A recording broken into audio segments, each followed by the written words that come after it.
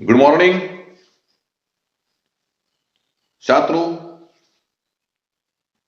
तो हम देख रहे थे पिछले तालिका में हमने देखा सर्वनाम क्या होता है और सर्वनाम के भेद कैसे है, इनके संदर्भ में जानकारी देखी। और दो सर्वनाम जो व्यक्तिवाचक पुरुषवाचक सर्वनाम है और निश्चयवाचक सर्वनाम है, इनके संदर्भ में हम जानकारी भी देखी। तो आज अनिश्चयवाचक सर्वनाम क्या होता है, नाम से ही पता चलता है कि ये क्या है।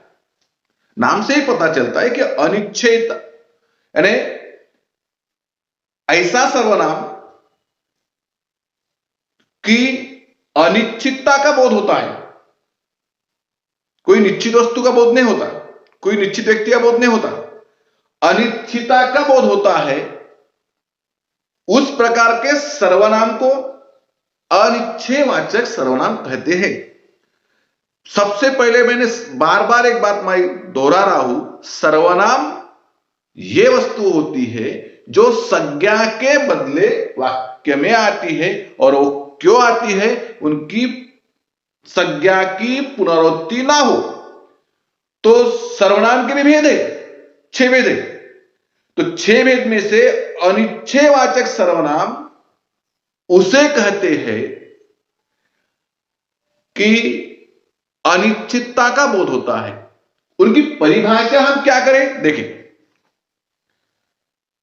उनकी परिभाषा है, जिस सर्वनाम शब्द से किसी निश्चित व्यक्ति, वस्तु या स्थान का बोध न हो, उन्हें अनिश्चयवाचक सर्वनाम कहते हैं। और एक बार, जिस सर्वनाम शब्द से किसी निश्चित व्यक्ति, वस्तु या स्थान का बोध न हो, उन्हें अनिश्चयवाचक सर्वनाम कहते हैं। जैसे मां मुझे कुछ खाने को दो,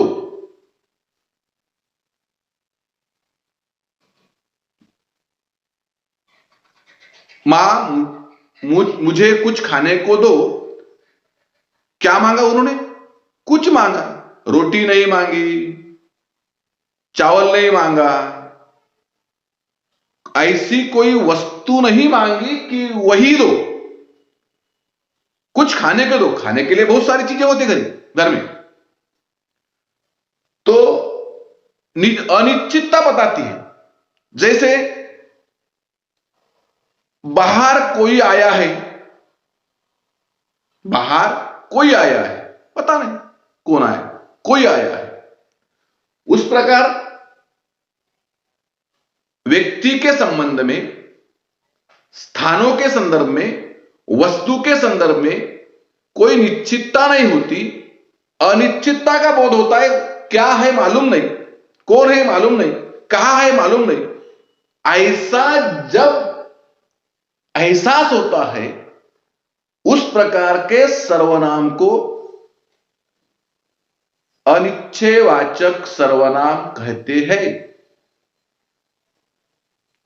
ऐसे सर्वनाम को अनिश्चयवाचक सर्वनाम कहते हैं। निश्चितता का कोई बोध नहीं होता। बाहर कोई खड़ा है, मुझे कुछ खाने को दो। डॉक्टर के पास आप गए, डॉक्टर साहब मुझे कैसा तो भी लग रहा। अरे भाई कैसा लग रहा, नहीं नहीं मुझे कैसा तो भी लग रहा। डॉक्टर बोले कैसा तो भी कैसा लगा। कोई निश्चितता नहीं होता कैसा लगा। सिर में दर्द हो रहा, पेट में दर्द हो रहा, बुखार है, क्या है मालूम नहीं, कैसा तो भी लग रहा, कोई पता नहीं रहे। अरे निश्चितता का जब पता नहीं चलता, उसे अनिश्चयवाचक सर्वनाम कहते हैं। तो एक बार और परिभाषा हम देखेंगे कि किसे कहते हैं अनिश्चयवाचक सर्वनाम।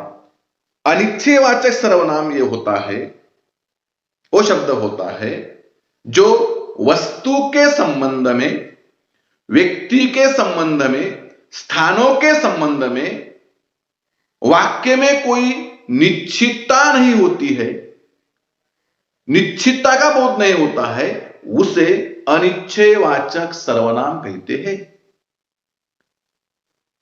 जैसे मां मुझे कुछ खाने को दो, कुछ पता नहीं क्या मांगा, कुछ पता नहीं क्या मांगा। वो बच्चा कुछ भी मांग सकता है। और आपको मालूम है, मां को कुछ कहने के बाद तो वो उनके पास जो चीजें है वो उनका एक एक नाम पुकारती है। आपको पता नहीं, वो नहीं चाहिए, वो नहीं चाहिए, क्योंकि वो निश्चित नहीं मांगा। कोई रोटी मांगी हो तो रोटी देती थी, चावल मांगा हो तो चावल देती थी। लेकिन आप चावल और रोटी के सिवा और कुछ कोई चीज आपको चाहिए, ये मां को मालूम नहीं। फिर उसी प्रकार के सर्वनाम को अनिश्चयवाचक सर्वनाम कहते हैं। तुम्हारे घर का दरवाजा बंद है और बाहर कौन आया मालूम नहीं, वो आप दरवाजा बंद है तो दरवाजा खटखटाया तो घर के लोग बोले कोई तो भी आया, निश्चित मालूम नहीं, आवाज भी पहचान की नहीं। इस संदर्भ में जो सर्वनाम आते हैं उसे अनिश्चयवाचक सर्वनाम कहते हैं।